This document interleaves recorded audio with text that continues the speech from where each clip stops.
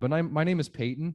I actually run a YouTube channel called Big Pay, B-I-G, or yeah, B-I-G-P-E-Y.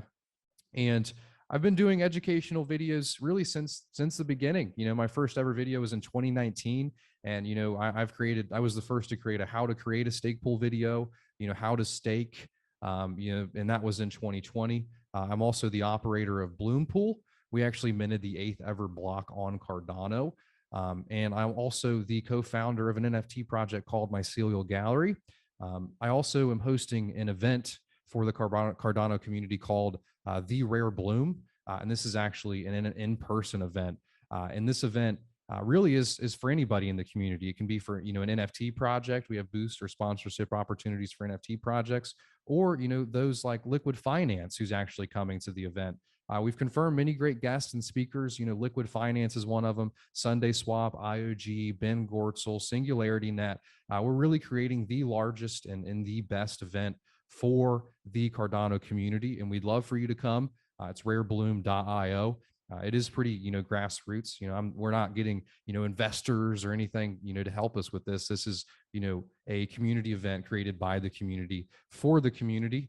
And yeah, you guys can find me at BigPay, youtube.com/BIGPEY. I almost struggled spelling the word big there for a second. I'm like, that doesn't sound right.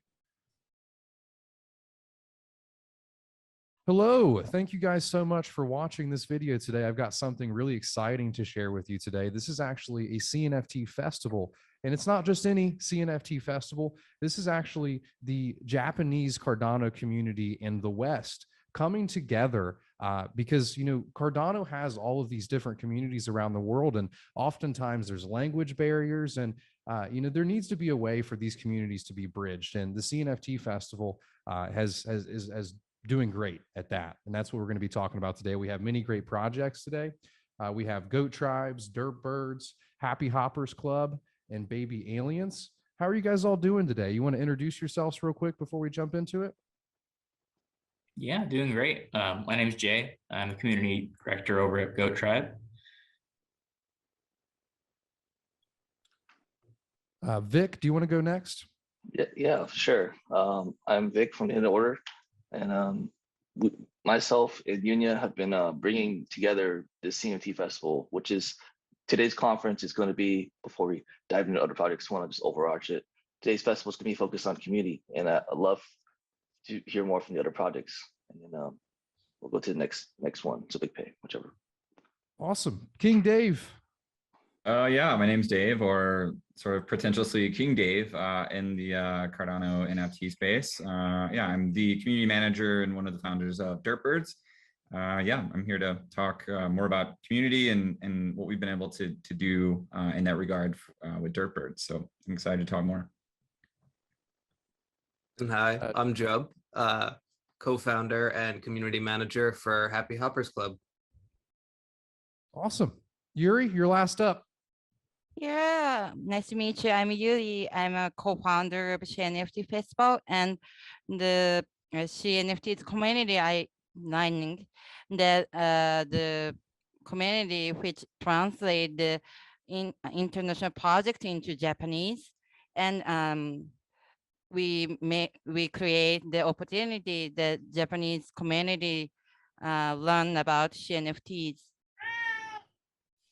That's awesome. So before we jump into the first project, I have a couple questions for either Vic or for Yuri. Where did this idea come from? I actually heard that you guys were funded through Project Catalyst. Can you tell us a little bit about that? It is. So Yuri's been kind of building CNFT as community on the side, and I kind of built a Project Catalyst proposal centered around bringing Japan and trying to bridge the gap of Japan, the language of Japanese, and the Western audience, which is mostly English. And in Project Catalyst, we got funded, and I was like, oh shoot, this is awesome. And then thankfully, Senpai Abe linked me with Yunya, and so we was like, okay, cool. This is our two things we're gonna be bringing together. So we brought our two ideas together because we're working towards the same vision.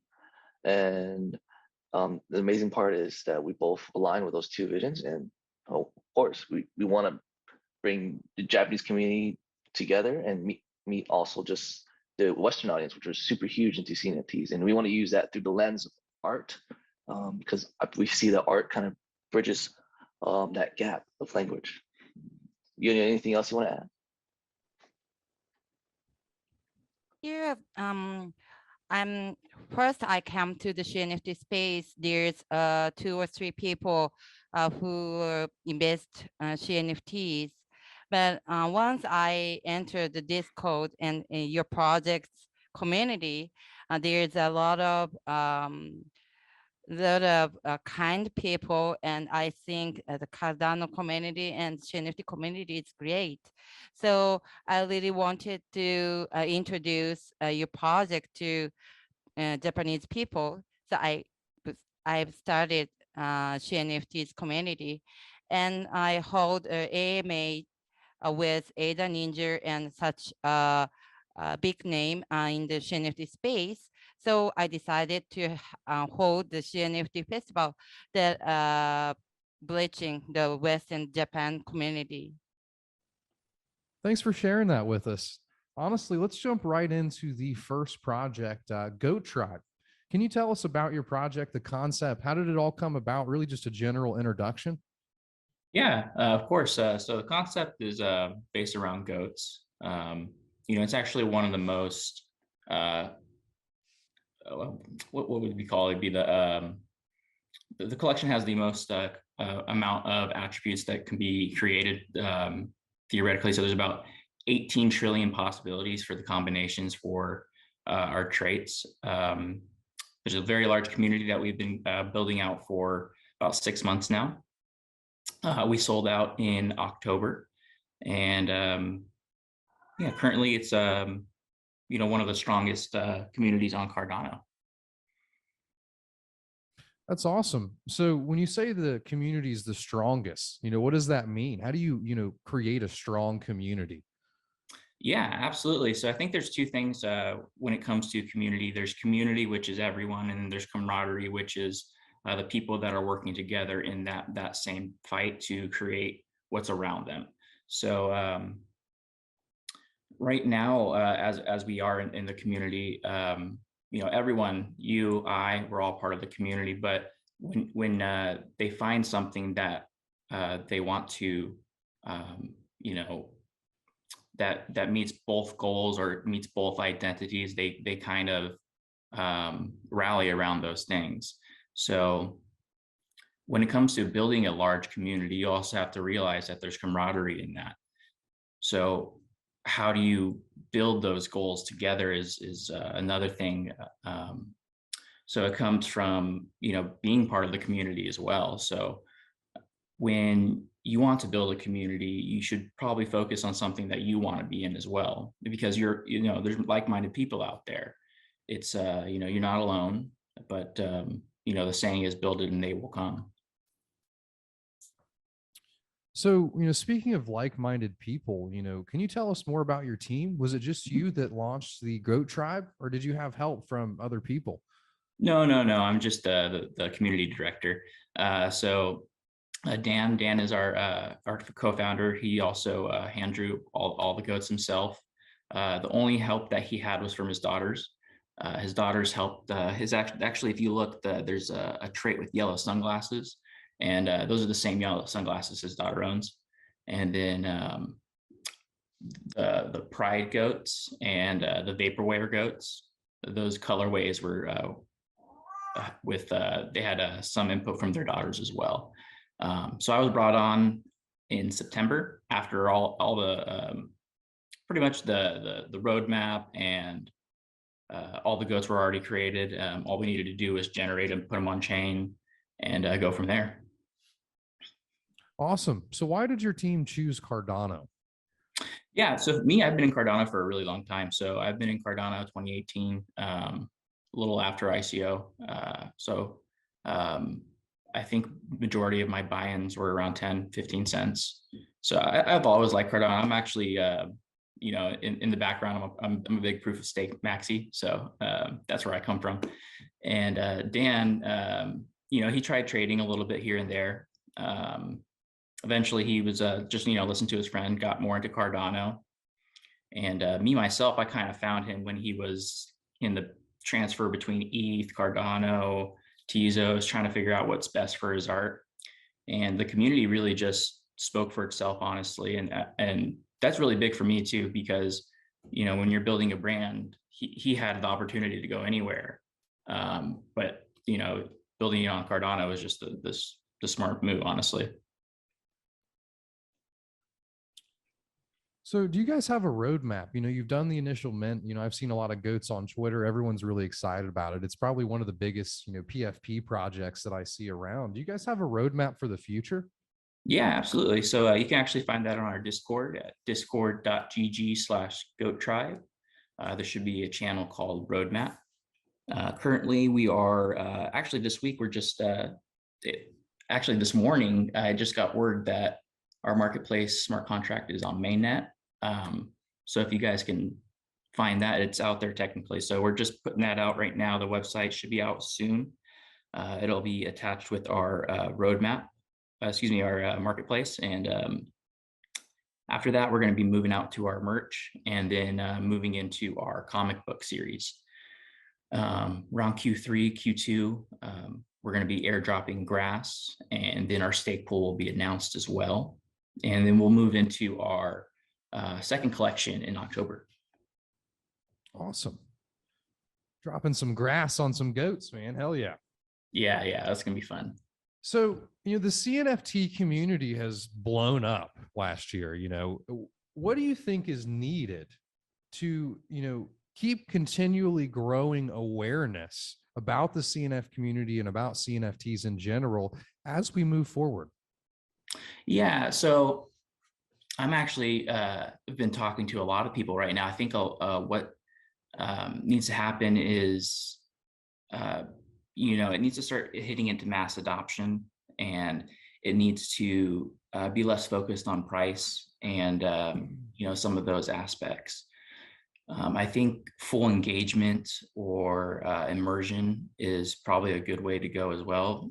Get something that when people see it, it's something new and engaging to the point where not only they want to play it, but their friends are playing it. So the other friend is playing it. I think word of mouth marketing is probably the strongest marketing. So building that is difficult. What that is will probably be unique to each project. But I think it needs to get to a point where you know, it's not, you know, more niche or you know, elementary type things like small implementations of different smart contracts. We need like you know, full dApps or dApp connectors where people can see and use all these things at once.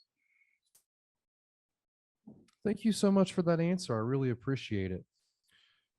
You know, Yuri was telling me that there are a lot of Japanese people and, you know, Japanese companies that would like to create a community and produce generative CNFTs on Cardano. For someone that's just starting out, what piece of advice would you give them? Yeah, you know, so relative to creating a community, but also the project in general. absolutely. I think first and foremost, I talk to people often about this, and you know, some people come into a project thinking about money. So remove that from the aspect at first. You want to really create something that you're really proud of. If you're proud of that project and you think it's a genuinely good idea, people will understand that and see that and want to help you with that. And then it's your job to reach out and to build a network. As soon as your network is built, you know, they can reach out to their friends, and then, and so on and so on.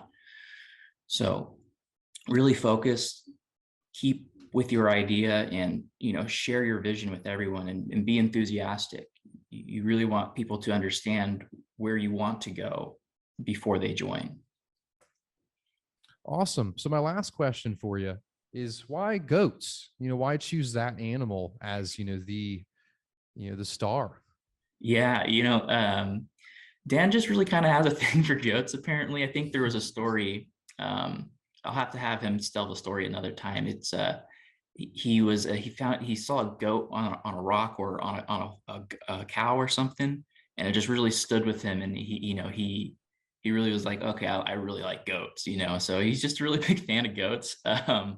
You know, like I said with that the last comment, you know, stick with, you know, what you really like, and people will understand that.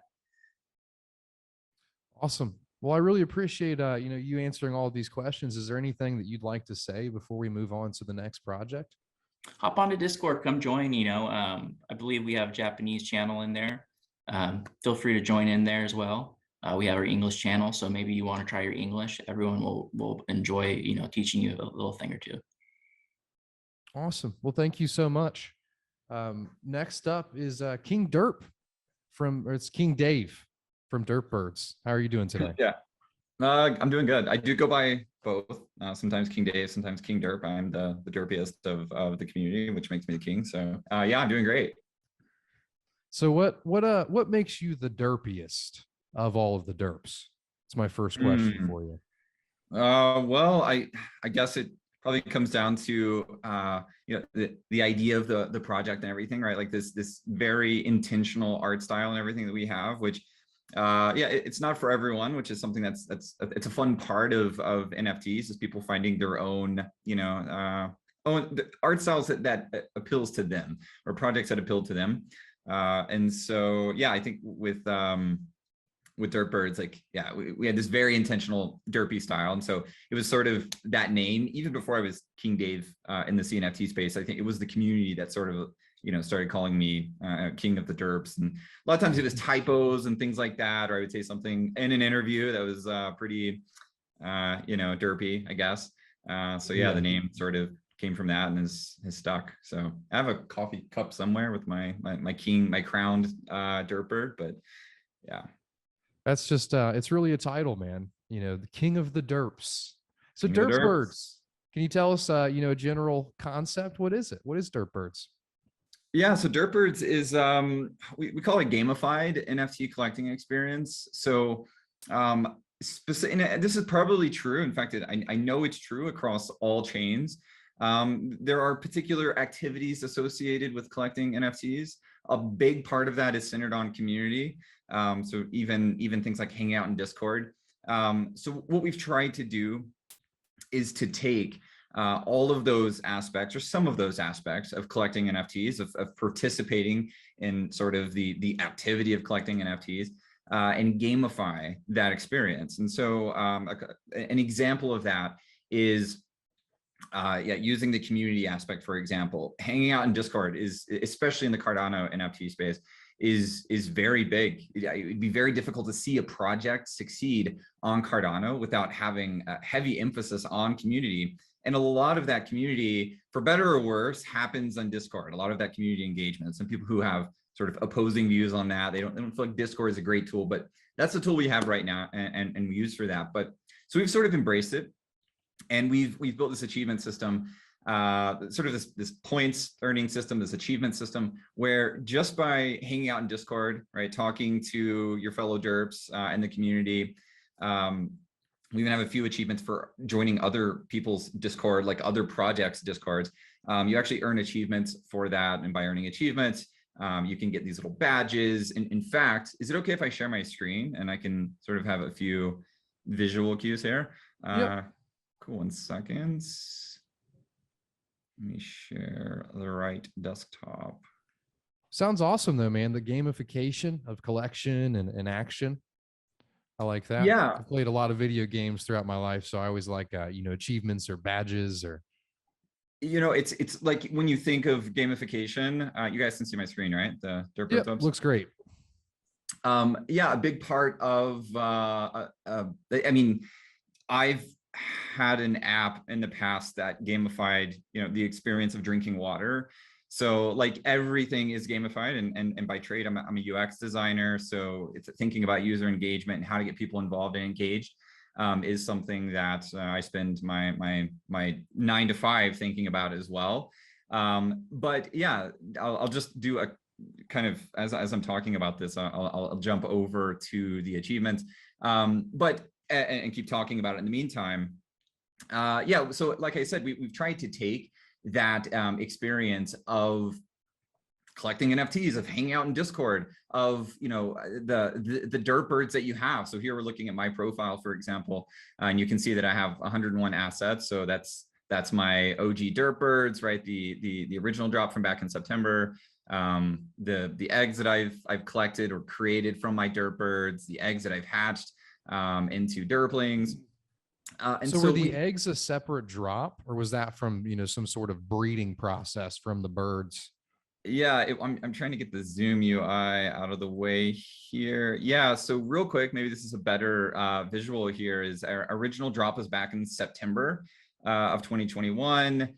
It's October, I think it was around a month later. Yeah, October, we brought the incubator online, and because we have a limited amount of time here, I won't go into all the backstory and the lore, but in short, all the Derp birds are males. They needed to find some way to, you know, populate the planet of Derpatonia, and in order to do that, they developed this incubation device that allows the Derp birds to create eggs. Again, there's really a lot of gamified elements there, where, you know, some Derp birds of particular rarities could incubate more often, like every 7 days. Others could only ever incubate once. There's a lot of special eggs, and there's what's called perfect eggs.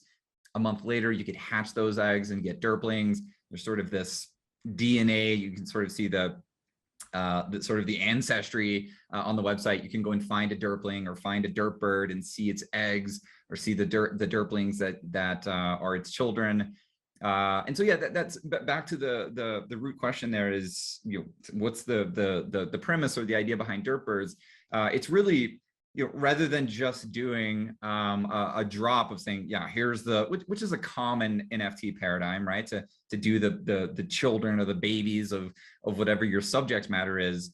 We wanted to make it a little more fun. And so, yeah, the idea of, like, sometimes you could get 2 eggs when you incubate, depending upon the bird that you have, or, yeah, and again, some birds could incubate more than once, and then seeing the egg that the Derpling incubated in, you actually see the same egg present for the Derpling when it's hatched. So if you have a perfect egg, for example, you would see that and the Derpling as well. So we've just tried to take all of those elements, make it fun, make each stage, you know, something that you can strategize around, like, which Derp birds do I want to have? Maybe I want to keep some of the Derp birds a virgin. That's been a thing where in the next roadmap feature, if you have virgin Derp birds who never incubated, there'll be some special benefit for them as well. And so we just try to introduce those decisions that collectors can make and decide, do I want to keep birds virgin? Do I want to incubate?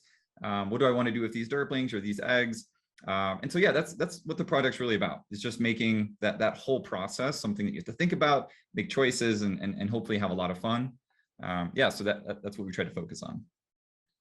Awesome. Yeah, that's all really exciting. And I like to see the gamification and utility there. You know, there's a lot of projects that claim gamification, but I can definitely see it. And I also want to say, nice job with the UI and UX of the site. And it's all pretty cool. I'll definitely have to look more into Derps after this call, especially the deep Derp lore that you mentioned that we couldn't go into today. Damn it.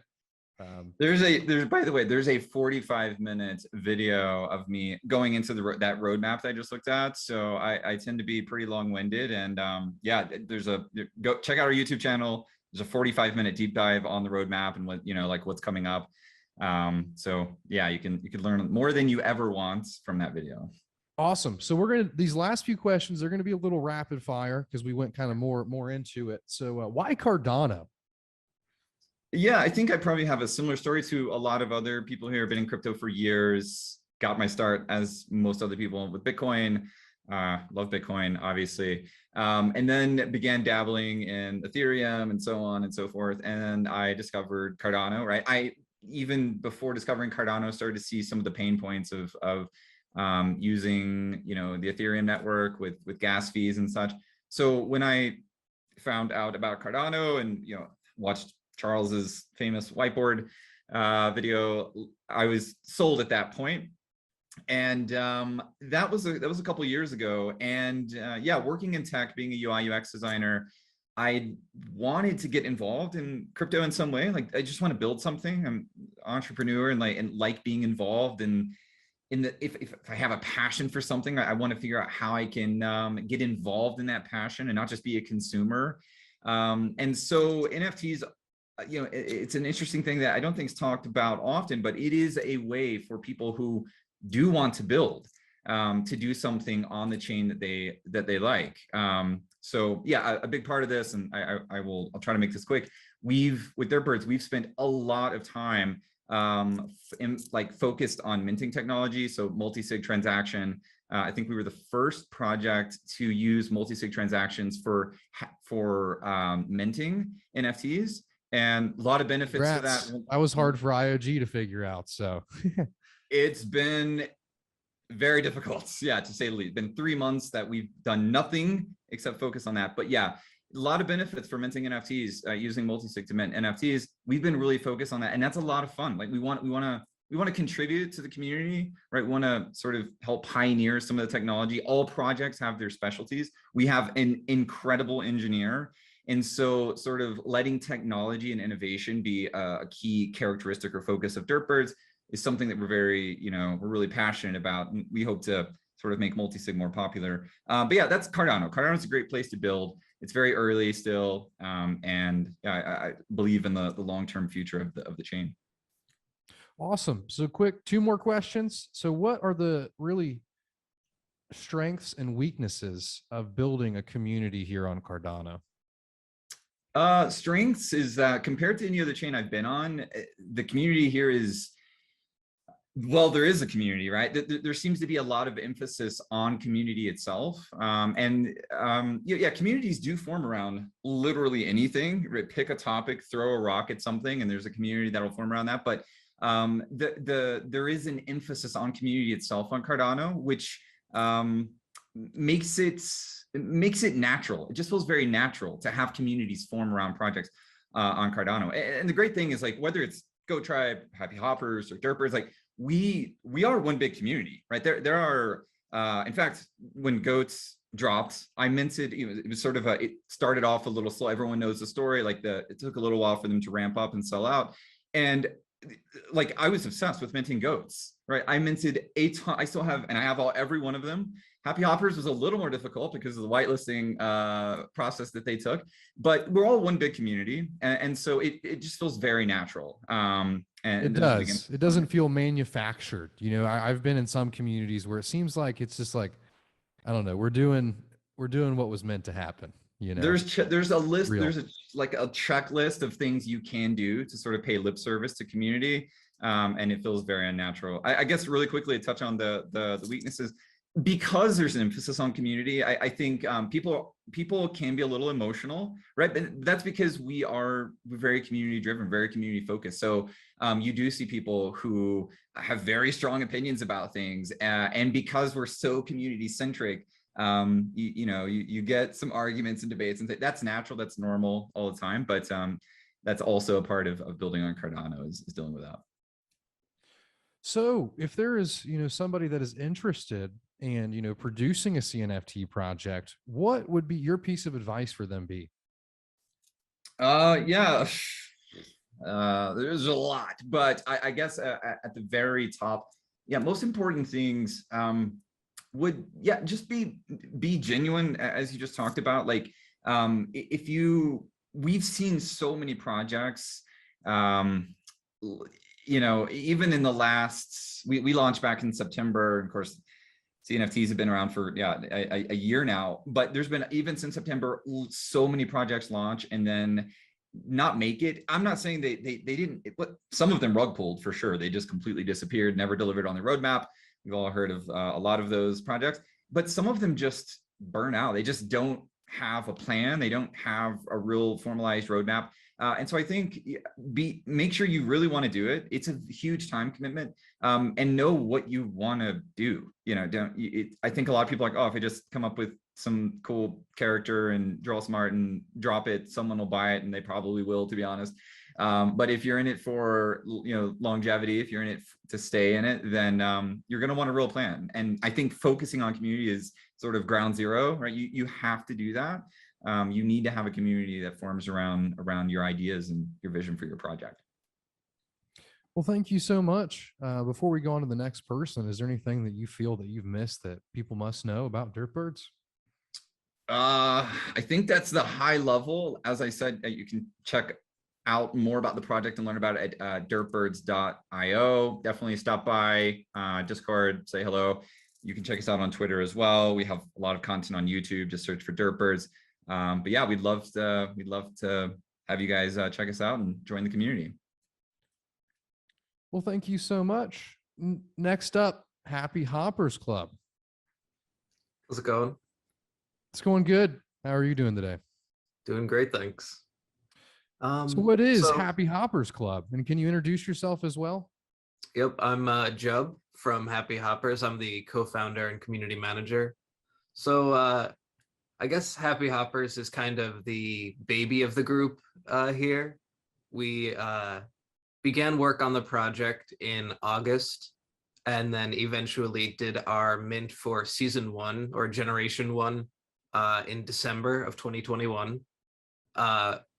It is comprised of 11,111 Happy Hoppers or frogs.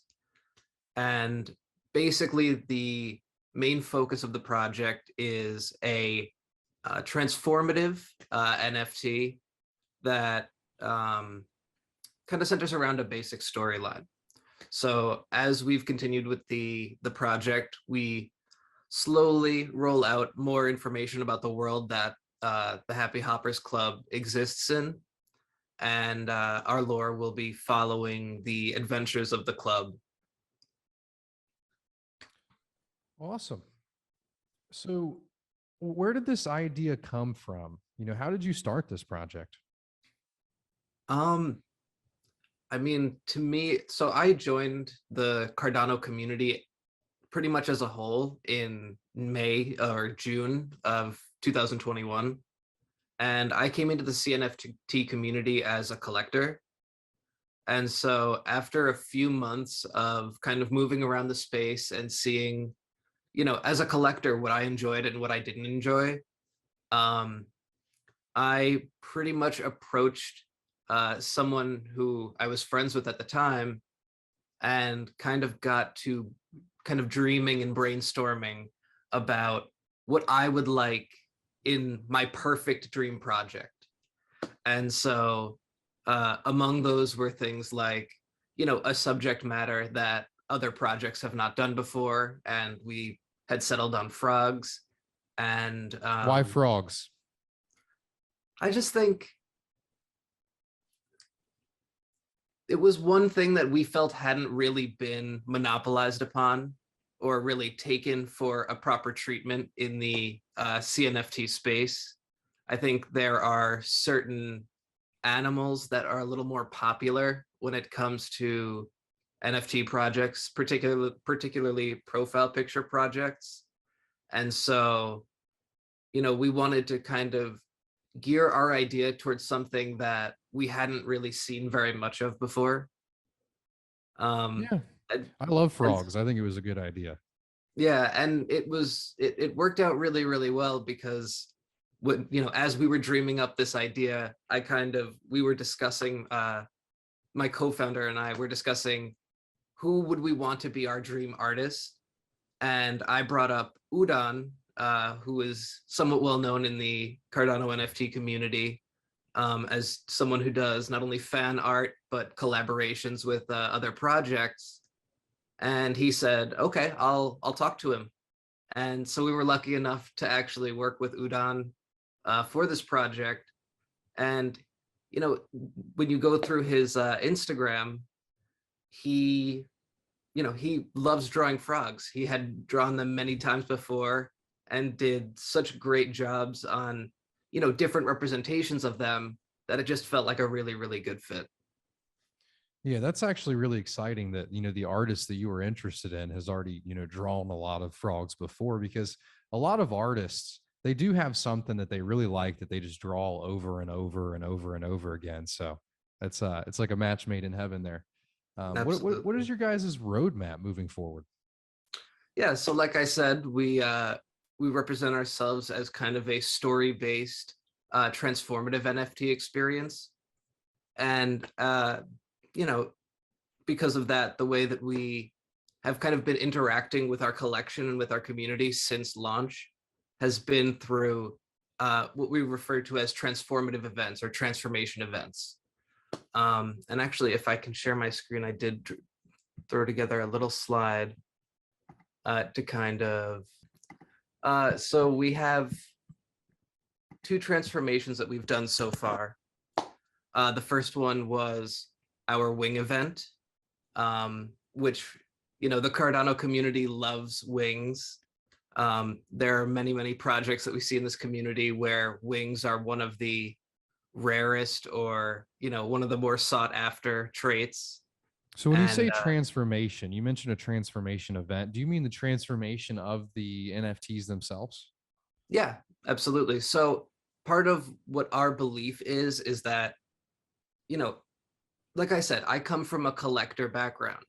And so to me, I wanted to kind of give the community something that would increase your love for your collection, right? And there's no better way to kind of do that than to be able to change certain aspects about it while not having to lose it. And so within certain cases, you know, you can kind of almost customize the NFT more to your liking, depending on if you meet the requirements for that particular event.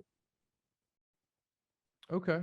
Yep, that makes a lot of sense. And honestly, I see that's kind of where a lot of things are heading, this idea of transformation, because when you have something, it's inevitable that you want to change it, you know. Absolutely. And I think I mean, to me, I participated in the first transformation event, and it immediately became one of my favorite you know, pieces in my entire collection, much less within my collection, just within Happy Hoppers. And so we're going to continue with those transformation events, and we're going to be continuing on well into Generation 2 and beyond, transforming hoppers and allowing people to kind of further customize what their NFT looks like within the scope of the project. But when it comes to our roadmap, I view it as 3 parts, right? So we want to be developing in 3 different ways at all times. One is the project itself, which is made up of transformations, like I said, and, you know, sharing more of the story, more of the lore of the Happy Hoppers Club. One is our partnerships and our collaborations. So that's engaging with other projects. We recently launched the Lilypad Launchpad, where we're giving smaller projects and newer projects an opportunity to share their ideas with our community, and in many cases either offer holders of Happy Hoppers free NFTs or whitelist spots for new projects. And then our third main focus is off-chain development, because there are only so many people that are not only invested in crypto, but also in NFTs. And so we want to continue to build the brand in a way that increases our community to some people who might not even hold Cardano. And so those 3 main values are things that we're going to be moving forward with kind of at all times through the future. I think bringing new people into the community is a value that a lot of CNFT projects should have. You know, I feel like oftentimes it's like, I should just reach out to this project and try to get some of their community over here. When in reality, if we're all trying to bring new people into the space, then it's good for us all, because, you know, people can like different projects. So, you know, last year, as I mentioned earlier, it was a pretty crazy thing for the CNFT space. It blew up. It brought a lot of new users to Cardano. What needs to happen? What do projects need to do to keep this momentum moving forward? I mean, part of me believes that it's not up to the projects. Part of me believes that it is going to be the path that we're going to take, because that's where Cardano is. You know, right now, I think we are benefiting from, but also suffering from how new of the space actually is. So in a sense, we are still small when you look at a Cardano NFT project and compare it to an Ethereum NFT project. You can just see on Twitter numbers or Discord users, we are still very, very small. And so I think that explains in some way why the community is so close. but it also says that we have a lot of room, even in the NFT community, to grow. And I think a lot of that is going to be led by the advancements that we see on our chain. You know, by the end of 2022, and as we enter 2023, we will see Hydra, we will see Mithril. There are going to be major upgrades to the chain that I think will really help with certain people who are a little more skeptical or a little more worried about what the Cardano blockchain can do. And so I do believe that as the chain itself improves, our community growth will follow. So for somebody that is just, starting, they're growing their interest for creating a CNFT project, what would your one piece of advice be for them? I think I almost want to copy what everyone else says, but it is really to be honest, to be to communicate to the best of your abilities, and to be open to what the community thinks. I don't think that there's one perfect way to do it. And I think a lot of projects have been successful running projects in ways that make me say, I would never do it that way, but nonetheless are very, very loved by the communities that represent them. And so I think being genuine and being honest and being open to kind of that understanding that there is no perfect way, and be willing to learn as you go. I think those are the most important ideas. When we first started this discussion, you mentioned that for you, creating your project, your first thought was, how do I create the best projects? What is that in my mind?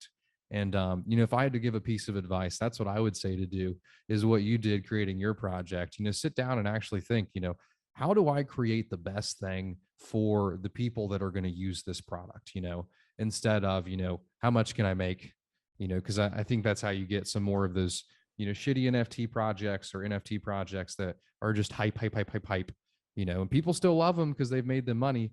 However, when you're not in a crazy season, like we aren't anymore, we're not in the crazy NFT season, that's just not going to fly anymore. And what will fly nowadays, in my opinion, is passion. People can still see that. And I think you can still have a successful project nowadays if it's, good artwork, it has a good community and you're passionate about it.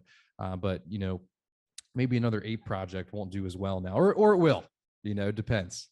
It depends. I think one thing that I hear a lot of talk of right now is about those kinds of projects, those hype and grind based projects. And there is some questions in the community right now because of where the market is today. How will it perform? Will it be like the last one, or will it not maybe do as well because the community's values and desires are starting to change? So we'll definitely see. Yeah, and that really comes to an end. But I remembered something. We're going to have a little bit of a discussion after this, and it's a great topic. It's actually how to create an engaging community. And this can be for CNFTs, or it can even be if you're building a protocol. So the next part of this video, we're going to be talking about how to create an engaging community on the interwebs. And you guys can share your opinions on this. I personally think that, creating engaged community, we've spoke about it a little bit already, but I would say the first thing for me is consistency. A lot of people think that they're going to create a community when they get online once a week and say, hey, and then, log out for the rest of the week. King Derp over there, he mentioned that you have to show up in the Discord. You have to actually be there to talk to people, because if you're not, what community is there? So I would say really the most important thing that I would give for creating an engaged community is consistency over time. There may be a day where I get on there and I make a YouTube video, to try to build a community or to try to educate a community, and not too many people showed up as they did the week before.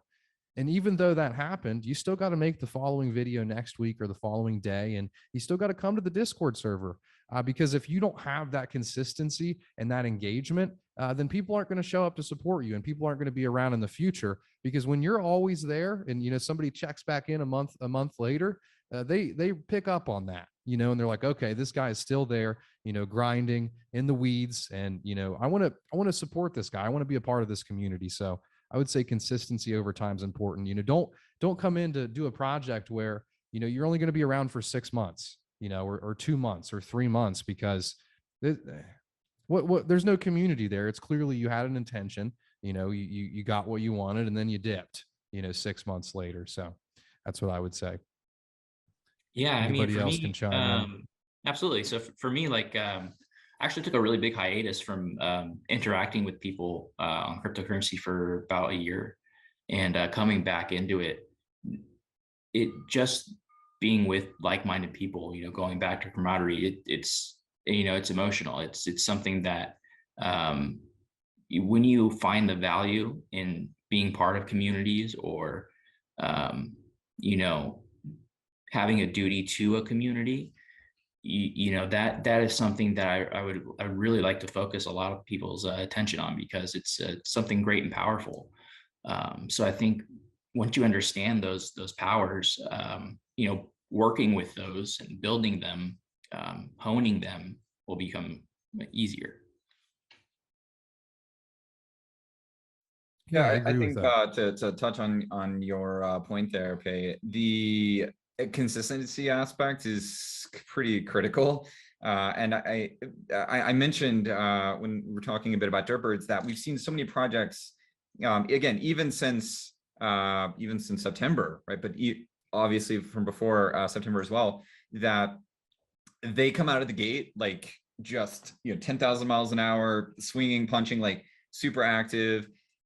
And you see that, that falls off quite quick for a lot of these projects that don't have some of those things we talked about, right? Long-term vision, roadmap, a real sort of drive to build something that they initially set out to. And yeah, we've seen so many projects who have failed to do exactly what you said. Just keep up that consistency, and it's hard because you're plugged in all the time, right? Like the two main forms of communication we have is Twitter, Discord, and those are with you on your phone everywhere you go. Like you could have all the love in the world for the community, which I think all of us here do, being community managers, like it's part of the job, but it definitely can be difficult to do it for a long period of consistently for a long period of time. But you're absolutely right. We do see that the projects that just can't maintain that for a period of time definitely lose their following. Yeah, and I mean, you almost, because it's always on, because crypto is 24/7, you almost have to, when we talk about, how to create an engaging community, you have to be so engaged yourself, and almost to an unhealthy way, especially if you're working a full-time job and, you have a family and you're also doing this, this project on the side. It kind of does take out of your life a little bit to keep the community engaged. And, they realize when you're not, immediately, and you can see the sentiment around that, turn. So, when you're looking at doing this, really just know what it takes with all of the other responsibilities that you have going on in your life. Because, me personally, I must say that, it's in an unhealthy way, I've had to remain engaged when that may not have been the best thing for, my mental health or, my career, whatever you want to call it, because you have to keep replying to people. And if, the guy that is the head of this is not there replying to people or not showing up, then people start to get really worried when you might just be having a weekend, with your family or with your friend. And, it's actually the same thing for YouTube.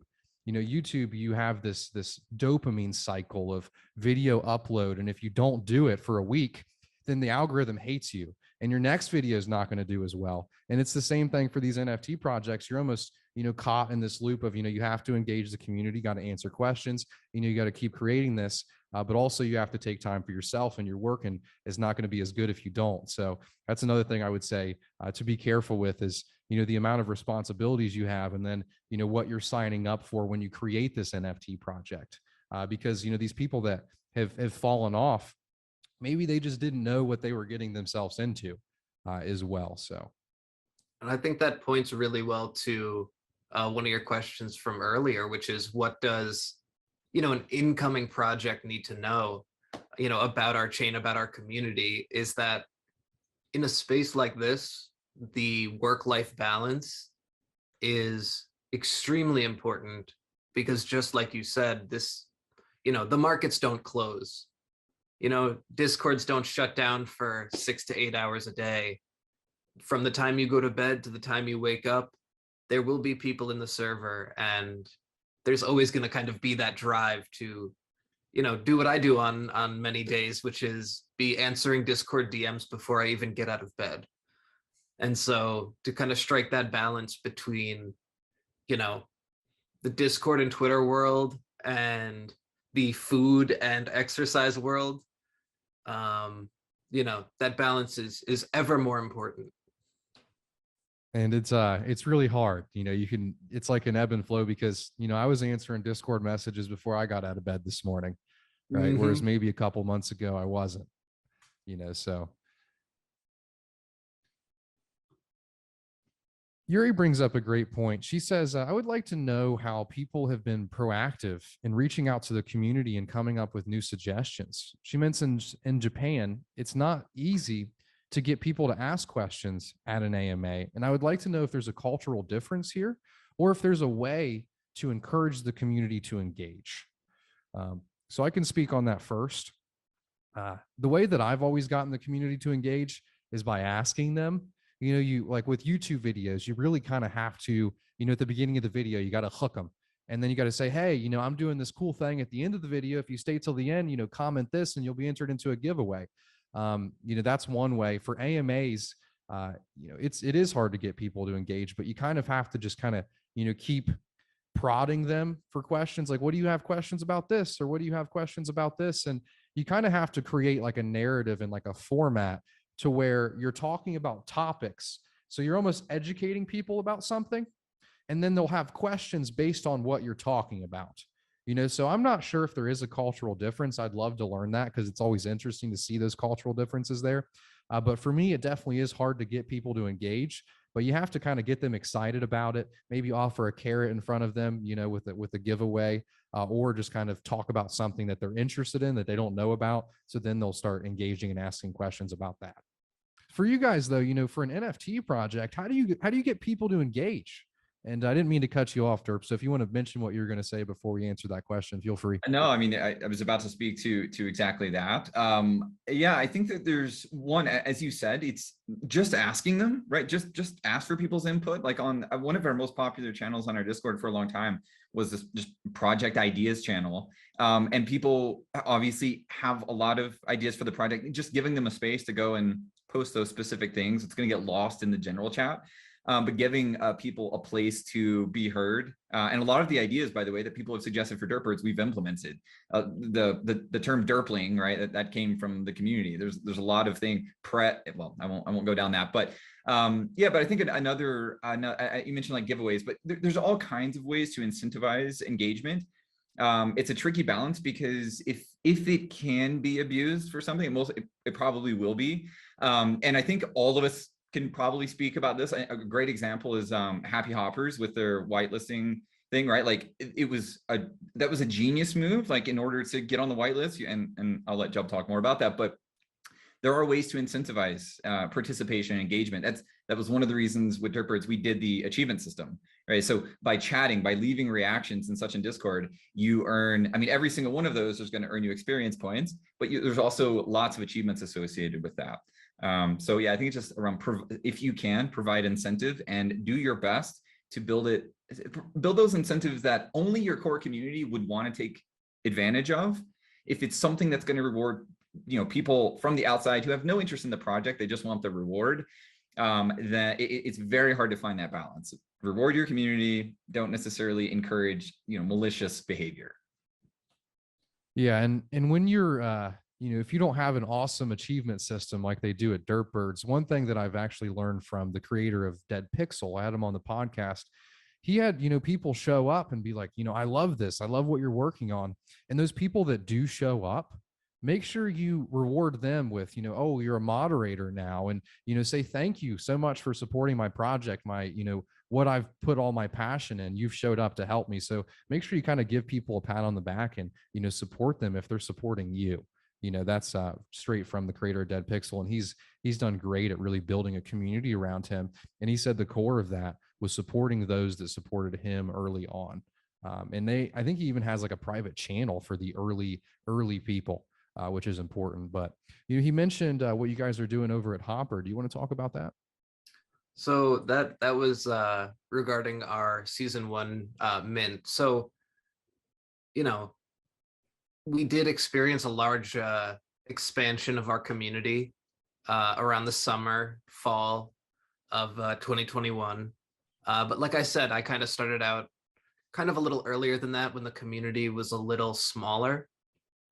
And, I was starting to feel that the community was getting really big, and there started to be names that I didn't really recognize. And so I tried to kind of, we designed a system that in our minds would help the community kind of get a little closer together. So we encouraged communication and activity in the Discord. And so in order to initially whitelist for the pre-sale for Happy Hoppers Club, you actually had to be of a certain rank, utilizing the Me6 bot, the Discord bot. And so you had to actually come in, engage with the community, and spend time getting to know other people in the community before you were given access to, a first chance at the actual drop itself. And I mean, I think that it was in many ways good and bad, because what we ended up finding was there were some people who looked at it as kind of like a chore, something that they did not want to do. And so you'd have people try to just type whatever the first thing that came to mind, not really getting themselves involved with the conversation at the time. But, on the more optimistic side, there's at least 2 projects that I can think of that are in the works right now, where the teams met in Happy Hoppers chat. And as a result, now they're working together to build something of their own. And so, something that we kind of initially brought to the project to bring back that tight-knit kind of spirit to the community ended up kind of working out very, very well in these new projects that we see come out of, teams that happen to have met in our chats. So with that, did you notice, a decrease in sales, because you're almost limiting people from getting to the point of purchase, so how did that work out for Happy Hoppers? Did you guys still kill it? I mean, I will be honest. So our sale went on, I believe it was December 20th or December 21st, and ran into Christmas Day to December 25th. And I remember being on the phone on the 23rd or 24th, sweating, panicking, saying, this didn't work out. We limited ourselves too much. I fear that we might not sell out. And sure enough, I stuck around. I spent every waking hour I had in the Discord server, answering questions, helping people mint if they were interested. And sure enough, the community, stuck around and continued to support us straight through to sell out. And, it got me to the point where I started to laugh at myself because, especially with certain projects, I think now projects are kind of trying to leverage a very similar system that we used to create a very, very different kind of culture. But when we sold out, it was, it validated the belief that, like I said, I kind of had from the start, which is I want to build a project that I would enjoy as a collector. And it kind of helped validate the idea that, you know, I was on the path of building that exact kind of idea, but for someone other than myself, and that there were people other than me who could enjoy that same kind of idea. Thanks for sharing that with us. CNFT Cult, you have any comments? How do you keep an engaged community? Yeah, just to go back to being, you know, how to get people to ask questions. Just remember, it's a two-way street. You know, you want to enjoy your community, you want to interact with them because you learn all these things. And, you know, like with the Happy Hoppers, they might even create communities or projects by themselves. So, you know, realizing that you guys are all in this in the same, you're working together and, you know, asking and then having that same conversation back and forth, you actually end up learning more about them sometimes than they learn about your project.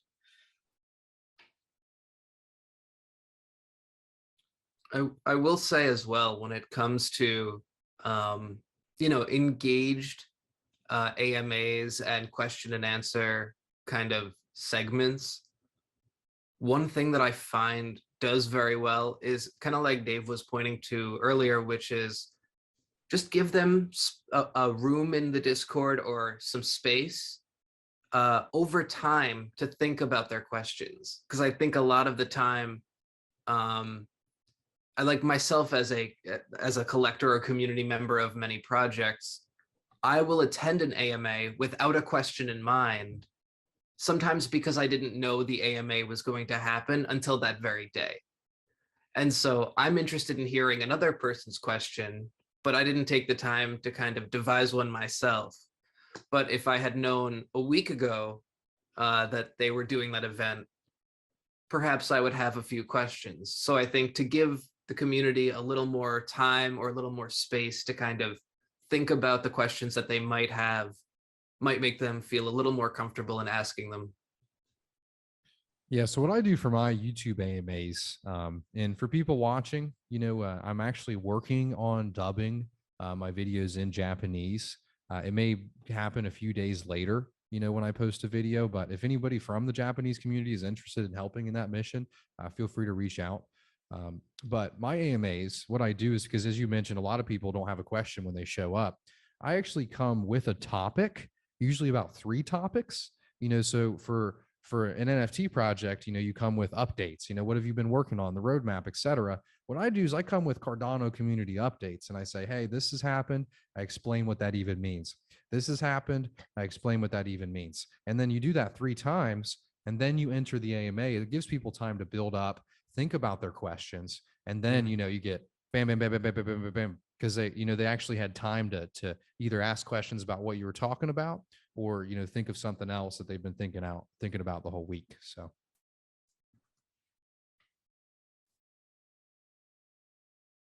Vic, what do you got for us? How do you keep an engaged community, Vic? What I got for you guys is, you guys said a lot of amazing things out there. I think specifically Japanese community, a lot of them are pretty new to this space. So hopefully this gives you some pretty good knowledge out there. From my perspective is honestly just being a friend, and it does take a lot of you guys. So a lot of you guys already do this already, but mostly you have to reply back to everyone. And there's a thing in America, we have this amazing customer service kind of idea from this company called Chick-fil-A. I think someone told me this, like, my customer service is based around Chick-fil-A. It's my pleasure. So your goal is to try to be as catering to, if you see all these people, not just as customers, but as human beings, it makes it easy for you just to be like, hello, how can I help you? Is there anything I can do for you? Is there any questions that you have? Very simple, not too complicated, because I understand how it is, the mindset from you coming from a Japanese mindset. It's difficult for you to get past that part. Is there like a steps? Is there a roadmap? Is there like some rules we gotta follow? It's very simple. You just gotta just be your authentic self, and the rest will kind of follow. So number 1, be engaging, say hello, create that open-ended dialogue and actually create that authentic connection. And number 2, be your authentic self. As simple as it can be. So that's what I got to add to that. Yeah, just real that quick. it's my Beautiful. pleasure sort of mentality. The Chick-fil-A mindset thing is in the NFT space can be particularly challenging, especially during drops. I'm sure again many of us Oh, have been drops! You're just that's a fun one. it's I mean we had with every drop we've done and with everything that we last Tuesday in fact we're actually helping Cornucopias with their drops. We're using our minting technology, ran into some issues, but with the original Derper drop we had 500 DMs in like 6 hours with that drop, and responding to every single one, and as you said, treating them like a human.